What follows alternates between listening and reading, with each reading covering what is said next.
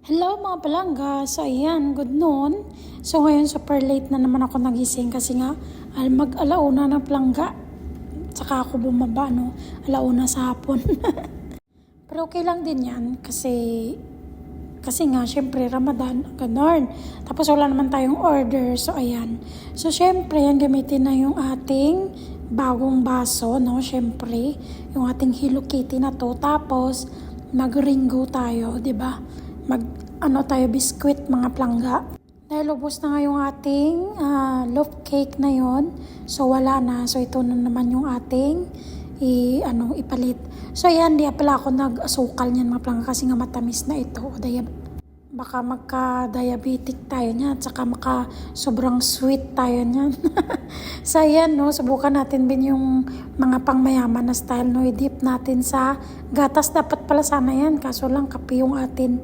Tapos habang nagkakape ako, andyan naman si Borbor, o diba? Ano bang kailangan mo ha? Kada umaga yan mga plangga, bago ko bumaba dito, binubuksan ko yan siya para at least makalabas din siya sa kulungan ba. Hindi siya maboring, ganun. Tapos ayan, syempre matik na yan mga plangga, everyday or araw-araw may order talaga yan. So ayan nga, ito na nga no, speaking of the order, ito na siya mga plangga, ito yung ating first at saka second order. So gawin ko na yan lahat, saka ang maganda kasi nga pininding order nila. So may may time tayo, 'di ba? So in order na nila ito nung alas 2 or alas 3 sa kinamagahan. So ayan. Tapos ang order nila is 4:40 pa naman sa hapon. So may oras pa tayo. So dalawang new yun mga plangga. Tapos ito naman is Retila bomb. Ayan, pag may patatas, bomb na daw tawag, sabi ni Mayora dyan. Hindi ko alam kung paano naging bomb yan, pero bala na siya, diba?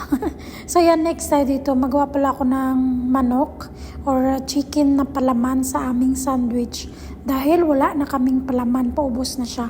Malay mo may station pa, kinabukasan. Ay nako. So yan, habang naghiwa ako ng manok, diba, may nanonood. Ito lang talaga yung ibon na lumalapit pa sa tao. Ganon. Hindi ko alam kay Borbor na ito. So yan, hiwain ko lang ito. Puro breast chicken pala yan siya maplangga. Tapos syempre, lagyan natin ng tubig. Arabic spices, turmeric, coriander powder, black pepper, tapos asin. Syempre, pakuluan natin yan siya hanggang sa mag-shredded na ba yung manok natin. Tapos ayan mga plangga, alam mo ba, nagulat ako, sabi ni Mayora daw, ano daw ginawa ko. Wala misang sinabi na gagawin ko. So ayan na nga, nagawa na lang ako noon, salad naman everyday yun. Tsaka yung strip sandwich na naman yun mga plangga, o diba, na hindi naman niya kinain. Kasi nga hindi kumakain yung mga anak niya, sabay-sabay sila. So yung kumain lang ngayon is si Mayora, asawa niya, tsaka yung nanay ng asawa niya mga plangga. So tatlo lang sila. So ayan, o diba? Tapos ito yung kanilang tira. Syempre, tatlo lang sila plangga. Yung salatais konti na lang. Tsaka yung chicken strips na yan. Ano pa yan, baka may kakain pa mamaya pagising nila. So ayan na nga no, syempre everyday naman to, red tea at saka yung Arabic coffee nila. So ayan, syempre ang hugasin. Nagaantay na siya mga plangga, maghugas-hugas na tayo. Konting araw na lang mga plangga, siguro 5 days na lang, ganun. Kasi nga, Friday ata yung Eid dito. So ayan, konting tiis na lang talaga mga plangga. Matatapos din nabubulol tuloy ako. Matatapos din tayo dito sa kahugasin na ito. Hugasin serye natin na to. Pero alam nyo, minsan nakakamiss din yung everyday ka maghugas, tapos yung makamiss din magpuyat. O diba? Ang weird lang. Namiss ko yung puyat, samantalang yung iba ay iniiwasan magpuyat. Ay nako. So ayan no. Ganun pa rin. So kunti lang hugasan natin kasi nga syempre tatlo lang silang kumain. So bali 6 lang yan siya. Tapos kutsara. May tinidor. Walang tinidor ngayong araw mga plangga. Saka yan mga plangga, nakikita nyo yung silver na yan na hinugasan ko. Hapot tawag yan dito. Diyan, dito sa Saudi, marami niyan kasi nga pag mainit yung mga pagkain nila, diyan nila nilalagay ang niyan mga plangga. Hindi siya madaling maglamig ba, kahit ilang oras pa yan. Kasi nga, nakasarado. Ayun. Tapos, habang nagugas ako, nagpakulo ako ng tubig kasi nga, nagutom ako, magkain ako mga plangga. Pero yung ulam ko is, syempre, yung Lucky Me na chicken. Ayan. Tapos, pinainit ko lang to konti yung aking kanin kasi kahapon pa to siya. So, malamig kasi nga nasa ref. So, ayan, diba? Ayan yung ating pagkain, mga plangga. Okay na din to kasi nga may sabaw-sabaw para, syempre, nagpupuyat tayo, ganun. Tapos, ayan, syempre, kain-kain na tayo, mga plangga.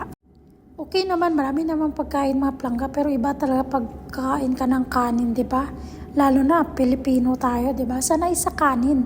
Kahit na mahirap ang buhay. At least, diba? Makakain ka talaga ng kanin. Kailangan. So, ito pala yung aking inumin, no, diba?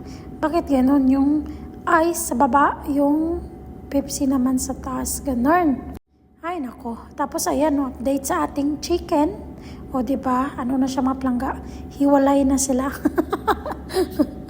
So, yan, pagkagabi, mga plangga, yan, napakuha naman itong anak ni Mayura na babae ng rose water. Iniinom nila yan, mga plangga. Ilagay nila sa mainit na tubig. Ayan, ihalo yan. Maganda daw yan sa health, sabi nila. Pero para sa akin, kape, okay na ako dun. So, ayan, no, nagpabili pa ako ng apron. So, ayan. Kung kailan matatapos na yung Ramadan, saka ako nagpabili, diba? Wala lang, mga plangga, ganun lang. So, ayan, no, pagkatapos naman, ayan na yung bunso, mga plangga, na hindi naman nagising ka na kumain. Ayan yung kanyang pagkain, no, diba? Mikos-mikos na natin kasi nga nagmamadali kasi aalis daw siya. O, diba, di ganyan na.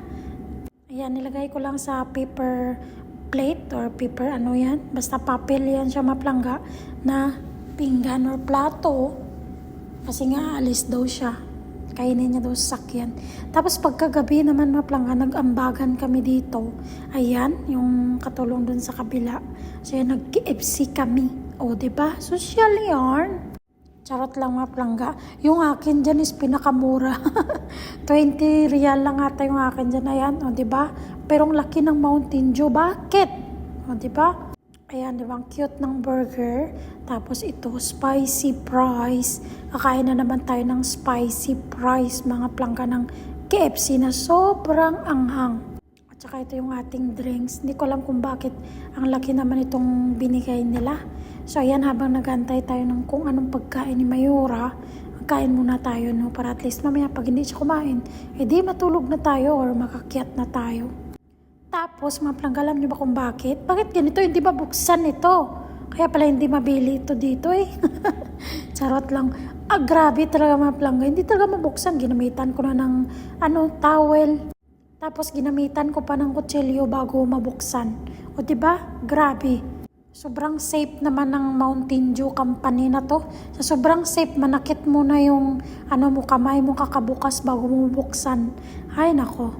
Binuksan ko na agad ito, mga plangga, kasi alam ko napaka-spicy nito. Tapos yung burger pa naman na in-order ko is spicy din. So ayan, syempre, magano tayo ba? Para kain, inom, ganon. Hindi ko alam, hindi naman ko masyadong mahilig sa sobrang spicy, pero umorder pa rin ako. Diba, ganon. Parang pinapahirapan ko lang din naman sarili ko, mga plangga. Pero mas okay na rin yun na ako lang magpapahirap kaysa iba yung magpapahirap, di ba? Tapos ayan ang mga plangga, no? Tapos na nga, patapos na. Naunang naubos yung palaman ng burger kaysa sa burger na tinapay. Tapos ayan, mga plangga, bago ko akyat, kung hindi kakain si Mayura. So yan, lista ko muna yung order sa kanya, mga plangga. Simula kasi nung 11, di ako nakalista kanya, 17 na tayo ngayon. So, ayan. Kailangan kasi yan ilista, mga plangga. Alam nyo kung bakit? Kasi nga tingnan nyo itong negosyo niya. Hindi kasi pare-parehas yung price ba o presyo. Ganon. So, kailangan mo ilista kung ilan yung tag 100, tag 80, ganon. Tapos dito, simpleng transition lang. Kaya ayan, nilinis ko muna yan, mga plangga, bago umakyat. Kasi nga, parang hindi naman kakain si Mayura. Kasi pumasok dun sa kusina, sabi niya, wala siyang sinabi. So, ayan.